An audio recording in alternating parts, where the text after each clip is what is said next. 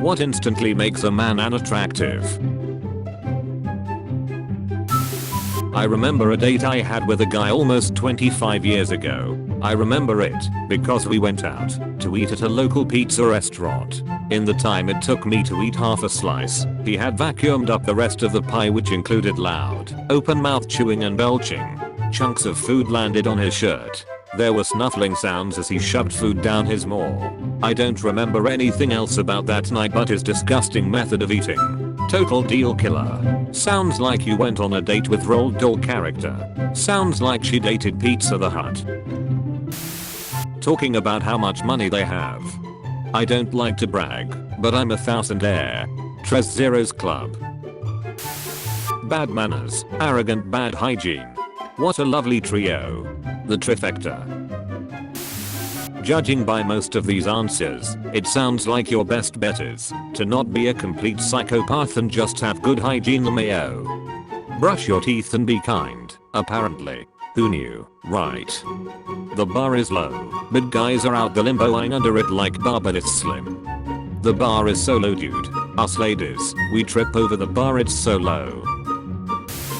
I asked my wife, she said lying. I don't believe you. I asked his wife, turns out he is telling the truth. That's hot. Unsolicited dick pics. As a man, I also find unsolicited nudes red flag-ish. Also, as a man, have no ducking clue why dudes send them. I've always assumed that it's like the Nigerian 419 scam emails. The goal is not to convince any particular recipient, because the odds of success are close to zero, but rather to identify recipients who are extremely susceptible to this approach.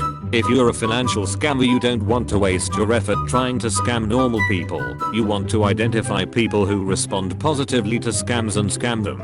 If you're a soulless homdog, you don't want to waste your time trying to hit on normal women. You want to identify women who react positively to the crudest possible sexual come-ons and hit on them.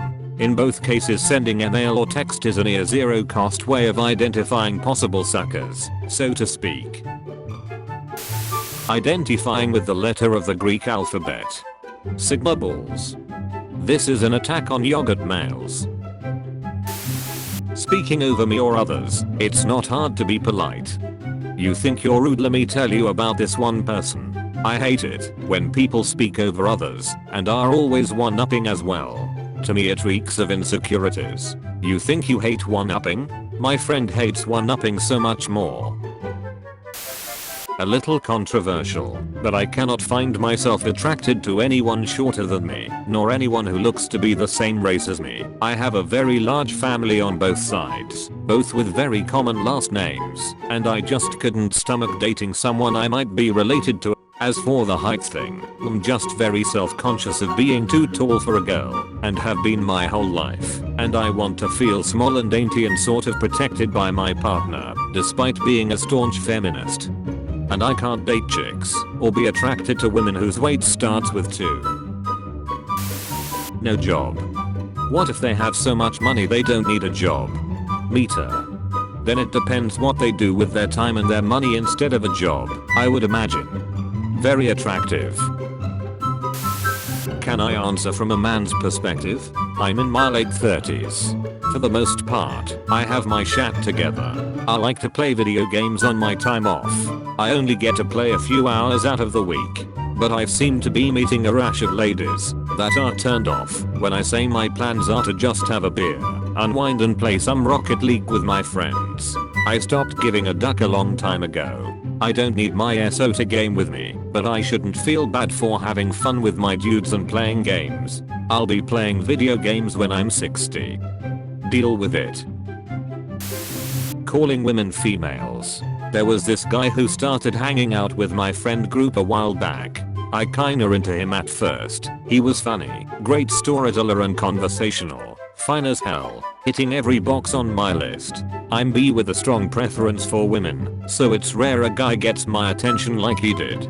But when the group started talking about dating experiences, he referred to all his exes as females, and these females out here are XYZ. Immediately I lost all interest, and he solidified that when while we were talking, and he complained about why he's still single, and I said, well, for starters you call women females. And his reasoning was, well, yeah, I'm trying to be respectful cause otherwise would call them butchers. It's an instant turn off. Unibrow. Angry villager noises. Being destructive, particularly when other dudes or other people are nearby. Breaking things on purpose, hitting things that shouldn't be hit like walls or windows, or destroying other people's art/property. It doesn't make you cool or strong, it makes you a wasteful jerk I won't invite back into my life ever again. This is my most upvoted comment ever, holy cow. Mostly this came from stories from friends about their friends, stuff I've seen online, and personal experiences with my brother. I was the only girl in a group of 5 guys when I was like 8 or 9, and all of them were super destructive when they all got together. Otherwise they were great. I had a crush on one of them, but he was being destructive. I don't remember what he did, and I quit liking him. Also, my ex-boyfriend's friend destroyed a lot of his stuff, and he'd let him, including a painting I made my ex for his 16th birthday. I was really proud of it, and if he didn't want it, he could have sent it back. Anything related to alpha male bull poo. If you tell me you're an alpha male, I will assume you have no personality, low self-esteem, are rude, abrasive, self-involved, and terrible in bed. Insecurity that they try to mask by overcompensating. In example, a real man only drinks cause. Excessive humor at other people's expense, putting other people down to make themselves feel big, like lording around waitstaff or talking at length about how great/strong/badass they are. Real inner strength and security isn't shouty about anything. A good friend of mine who was kinda an older brother told me, don't talk about how great you are, listen to how great she is. Always stuck with me. Love that. You are not like other girls. Edit. So a lot of you asked why this is not a compliment and taken in a bad light. In my experience, this is not told to girls you find unique, like many of you said. It is most often told to girls who have some traits that are stereotypically considered as non-feminine. For instance, you are into video games, you're funny, you play some sport, you are a good driver, you speak bold, etc. When you say you are not like other girls, you are only feeding into the stereotype that girls who do feminine things are lame and this girl is better and cooler because she does boy things. Which is not true. A lot of girls do a lot of things. There are no specific boy things and girl things to do. All girls are the same when it comes to stereotyping girls. This is why you are different from the other girls is a bad compliment. Reading this thread sure is a confidence boost, lol. I was scared I would see a comment calling me out. Right. I went into this thinking, what am I gonna find calling me out, and came out of it thinking, guys actually do these things? Lol, same. See, now that's attractive.